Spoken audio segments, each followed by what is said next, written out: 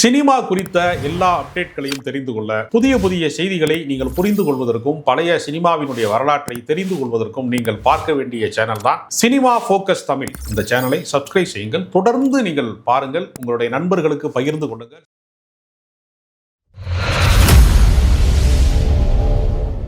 வணக்கம் சார். வணக்கம்.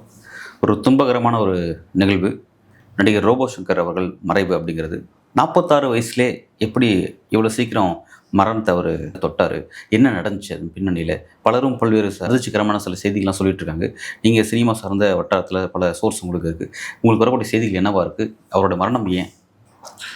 ரோபோ சங்கர் ஒரு திரைக்கலைஞனாக வர வேண்டும், சினிமா நடிகனாக வர வேண்டும் என்ற ஒரு கனவோடு ஊரை விட்டு கிளம்புறதுக்கு முன்னாடியே பல மேடை நிகழ்ச்சிகளில் மிமிக்ரி பண்ணுறது, நடன நாட்டிய நிகழ்ச்சிகள் இது பண்ணுறது, நாடகங்கள் நடிக்கிறது, மற்றும் பல அவதாரங்கள் எடுத்திருக்கிறார்.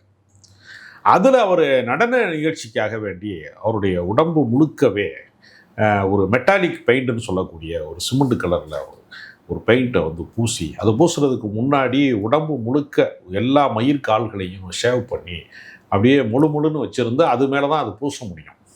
நம்ம சாதாரணமாக ஒரு பேண்டைடு ஓட்டும் போது கூட நீங்கள் திருப்பி பிரிக்கும் போது அது அந்த இதை சேர்த்து முடிய பிடிச்சி, அதனால் இந்த பெயிண்ட்டை திரும்ப எடுக்கிறது அப்படிங்கிறது பெரிய சிரமமான விஷயம்.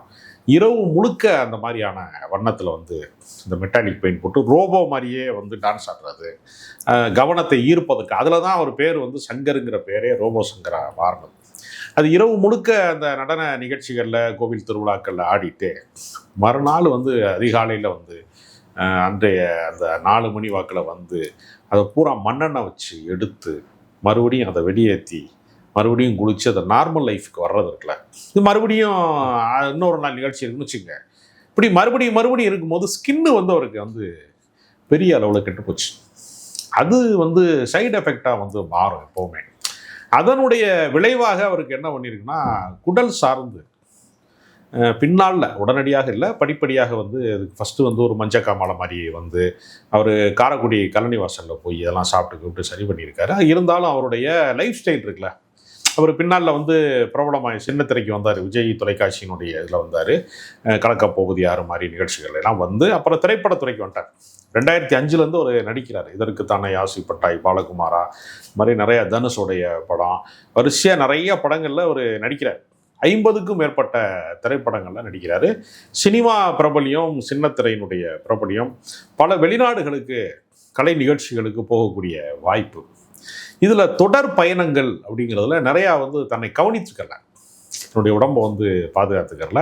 அப்புறம் வெற்றி பெற்ற கலைஞர்களை மகிழ்விப்பதற்காக வேண்டி பல பார்ட்டிகள்லாம் நடத்துவாங்க இல்லையா, அதில் என்ன பண்ணுறதுன்னா, நீங்கள் ரொம்ப நாள் ரொம்ப டைம் சாப்பாடை மிஸ் பண்ணுறது, எல்லாத்துலேயுமே எக்ஸ்ட்ரீம் போகிறது. அது நடிப்பாக இருக்கலாம், நடனமாக இருக்கலாம், எதாக இருந்தாலும் சரி, அதோட எக்ஸ்ட்ரீமை போய் பார்க்கறதுன்னு ஒரு இடம் இருக்கு இல்லையா, அது எங்கே தாக்கும்னா உடம்பை தான் தாக்கும். அதில் அவருக்கு மது பழக்கமும் இருந்திருக்கு. அது அவரே வெளிப்படையாக ஒத்துக்கிட்டு பல இடங்களில் சொல்லியிருக்கிறாரு. அதுலேயும் சில பேர் என்ன பண்ணுவான்னா, சோசியல் ட்ரிங்கர்பான், ஒரு அளவோட குடிச்சிட்டு ஆள் போய் மட்டையாயிடுவான். ஆனால் சில பேர் என்ன பண்ணுவான்னா, வரம்பு மீறி குடிச்சிக்கிட்டே இருப்பான். இரவு முழுக்க குடிக்கிறவனா இருக்கான். சில பேர் படிச்சுக்கிட்டே இருப்பான், குடிச்சிக்கிட்டே இருப்பான். எல்லாத்துலேயுமே ஒரு எக்ஸ்ட்ரீம் போய் வாங்கி சில பேர். இவர் ஏறத்தாழ அந்த கேரக்டர் தான். இவரோட எக்ஸ்ட்ரீமான கேரக்டர். அவர் உடல்நிலையை அவர் கெடுத்து கொண்டார். அதை அவர் கவனிக்கலை. குடல்லாம் இரத்த கசிவு ஆகியிருந்திருக்கு, அதை அவர் கவனிக்கலை. ரொம்ப தாமதமாக கண்டுபிடித்த பின் உள்ள சிகிச்சையில் இந்த சிகிச்சை பலனளிக்கலை அவருக்கு. அதில் இன்னும் சில நண்பர்கள் என்ன சொல்கிறாங்கன்னா, அவர் நடுவில் சித்த வைத்தியத்துக்கு போனார். அவர் அலோபதியிலேருந்து சித்த வைத்தியத்துக்கு போனார். அது சித்த வைத்தியம்ங்கிறதுலாம் என்னென்னா, ஒரு வருமுன் காப்பம் திட்டம் மாதிரி தான். அது ஏதோ ஒரு பேசிக் லெவலில் உடம்புல ஒரு ஒரு ஒரு பிரச்சனை வர்றப்ப அதுக்கு எதிர்ப்பு சக்தியை உருவாக்கி தர்றதுக்கு வேண்டுமானால் அது மாதிரி இயற்கை வைத்தியங்களோ சித்த வைத்தியமோ பயன்படும். ரொம்ப எக்ஸ்ட்ரீம் போன ஆளுக்கெல்லாம் அது வேலை செய்கிறதுக்கு அதால் முடியாது. அது ஒரு காரணம். இது நாமுத்துக்குமாருக்கு நடந்துச்சு. நாமுத்துக்குமாருக்குமே இதே பிரச்சனை தான். அவர் இடையில நாட்டு வைத்தியம் பக்கம் இந்த மாதிரி போயிட்டாரு. அது அவருடைய உடம்பை போட்டு பார்த்துருச்சு அப்படின்னு ஒரு கருத்தை அவருடைய நண்பர்கள் சொல்கிறாங்க. இந்த ஷார்ட் பீரியட்லேயே டெத் அப்படிங்கிற விஷயம் இப்போ நீங்கள் சொன்ன மாதிரி நாமத்துக்குமார், ரோபோ சங்கர், பாரதிராஜோட பையன் மனோஜ் பாரதிராஜா, அதே மாதிரி வந்து இப்போ அதே சின்ன திரை பிரபலம் வடிவேல் பாலாஜி போன்ற நிறைய பேர் வந்து கொஞ்சம் சீக்கிரமே வந்து இந்த மாதிரி சாவு நோக்கி நகர்ந்துட்டாங்க. என்ன நடக்கு அப்படிங்கிற மாதிரி, ஏன் இந்த மாதிரியான பிரபலங்கள் விரைவிலே அதை நோக்கி நகராங்க அப்படிங்கிற அதற்கு இன்னொரு காரணம் இருக்குது. வேற எந்த துறையிலையாவது நீ யோசிச்சு பாருங்களேன். இப்போ சிம்புவுக்கு வந்து 42 வயசாகுது, இன்னும் திருமணம் ஆகலை. நீங்கள் சராசரி வாழ்க்கையில் ஒரு மாதம் சம்பளம் வாங்கிட்டாலே பொண்ணு பார்க்க ஆரம்பிச்சுருவாங்க. ஆமாம், மிடில் கிளாஸ் லைஃப்பில். ஆனால் இவ்வளவு கோடிகளை சம்பாதிக்கிற ஒரு கதாநாயகனுக்கு 42 வயதாகுது, இன்னும் திருமணம் ஆகலை. அதே மாதிரி கதாநாயகர்களில் பல பேர் கிட்டத்தட்ட மார்க்கெட் இருக்கிற கதாநாயகர்கள்லாம் வந்து 40 வயது வரைக்குமே, திரிசா வரைக்கும் வச்சுக்கோங்களேன், 40 வயது கடக்கிற வரைக்குமே திருமணம் ஆகாதவர்கள் அப்படின்னு ஒரு பட்டியல் நீளுது. இப்போ இதெல்லாம் வந்து என்னென்னா செட்டிலாயிட்டு கல்யாணம் பண்ணுறதுன்னு ஒரு வகை சொல்லுவாங்கல்ல. இவங்கெல்லாம் செட்டில் ஆகி ரொம்ப வருஷம் ஆச்சு. முதல் படம் 2வது படம் நடிக்கும் போதே இவங்க உலகத்துக்கே பாப்புலர் ஆகிட்டாங்க.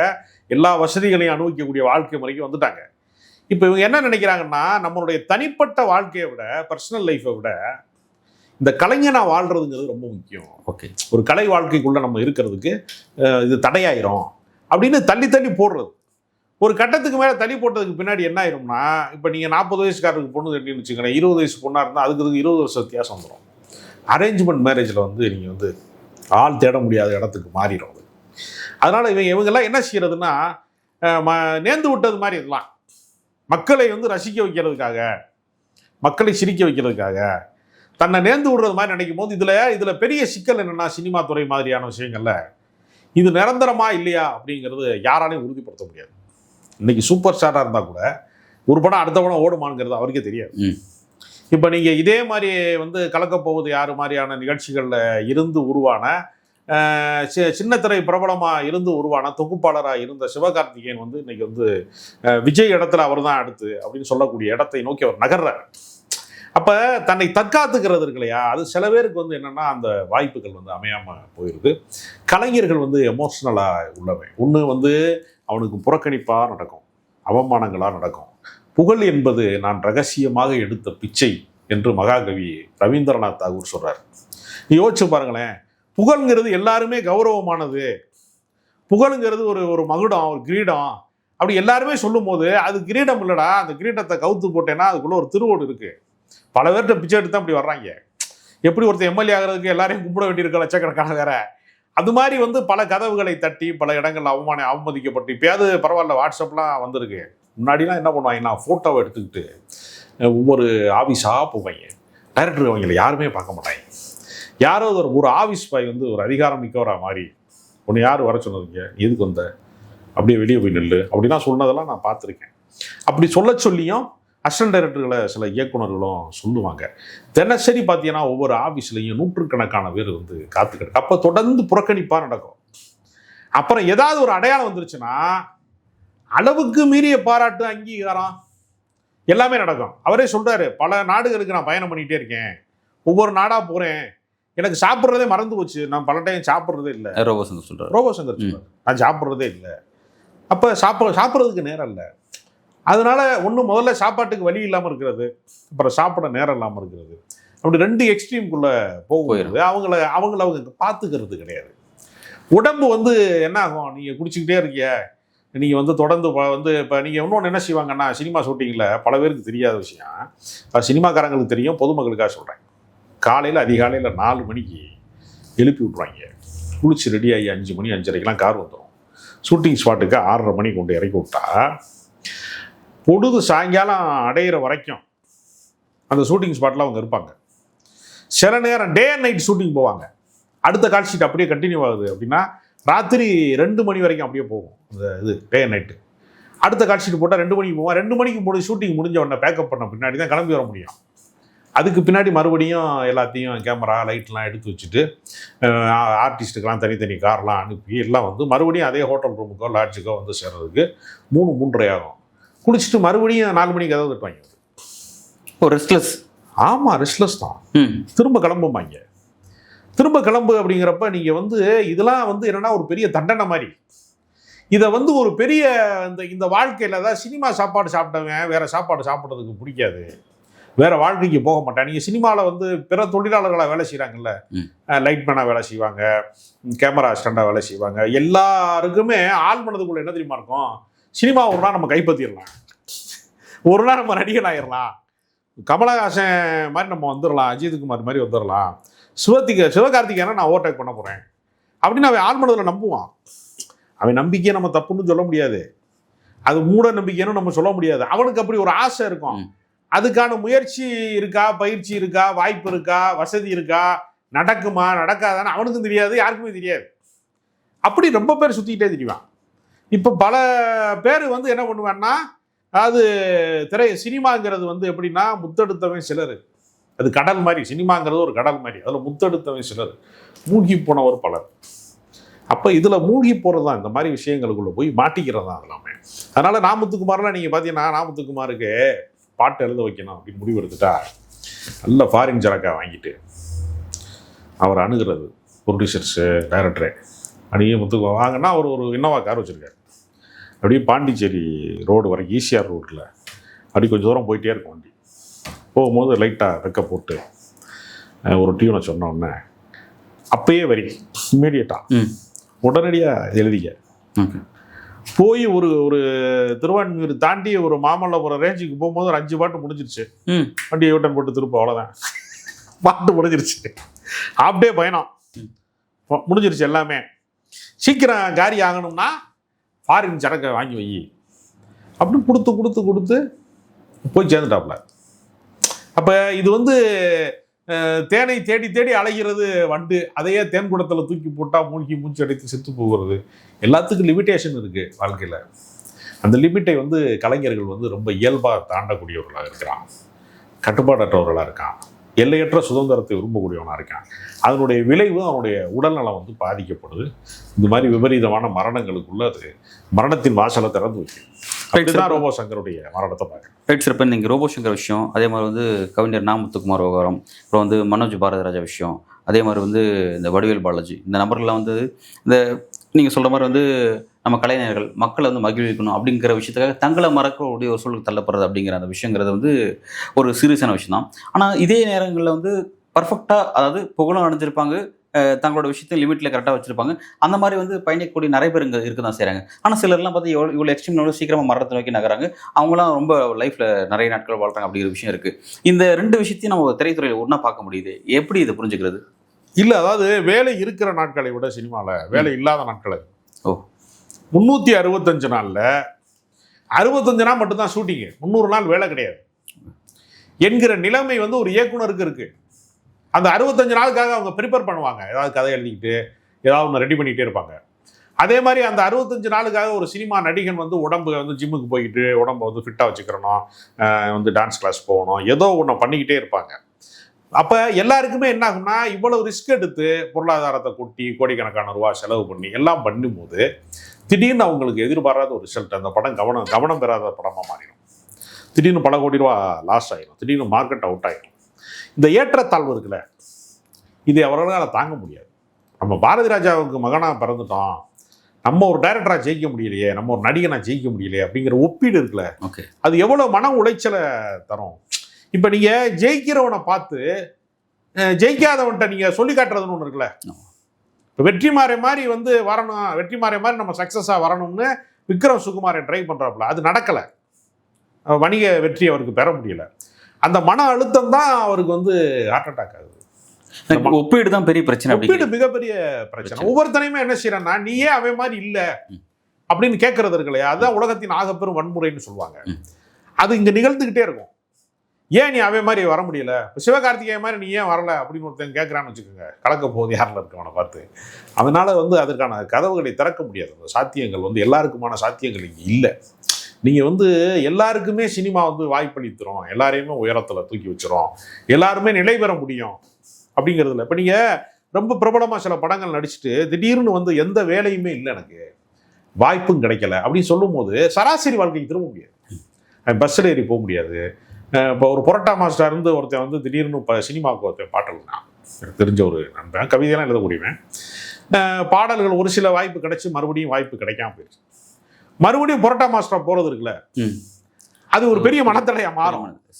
நம்ம தொடங்கின இடத்துக்கு மறுபடியும் ஒரு சாமானிய மனிதர்களுக்கான வாழ்க்கைக்குள்ள திரும்புறது இருக்குல்ல. அப்ப கலைஞனுக்கான அந்த மனநிலை இருக்கு இல்லையா, இந்த எக்ஸ்ட்ரீம் இல்லாட்டா அந்த எக்ஸ்ட்ரீம் இருக்கு இல்லையா, இதுக்கு நடுவுல கடந்து உருண்டுறது இருக்குல்ல, அது ஒர்க் அவுட் ஆச்சுன்னா பரவாயில்ல, ஆகலைன்னா என்ன ஆகும்? அதனாலதான் சினிமாக்காரனுக்கு வீடு கொடுக்க மாட்டேங்கிறான், பொண்ணு கொடுக்க மாட்டேங்கிறான், உத்தரவாதம் இல்லாத ஒரு வாழ்க்கை அப்படின்னு எல்லாருமே கருதுறாங்க இல்லையா. அதனால இது வந்து நான் சொல்றது வந்து இந்த வேலை இருக்கிற நாட்களையோட இல்லாத நாட்கள்ங்கிறது விஜய்க்கும் ரஜினிகாந்துக்கும் பொருந்தும். ஏதோ சாமானியர்களுக்கு தான் கிடையாது.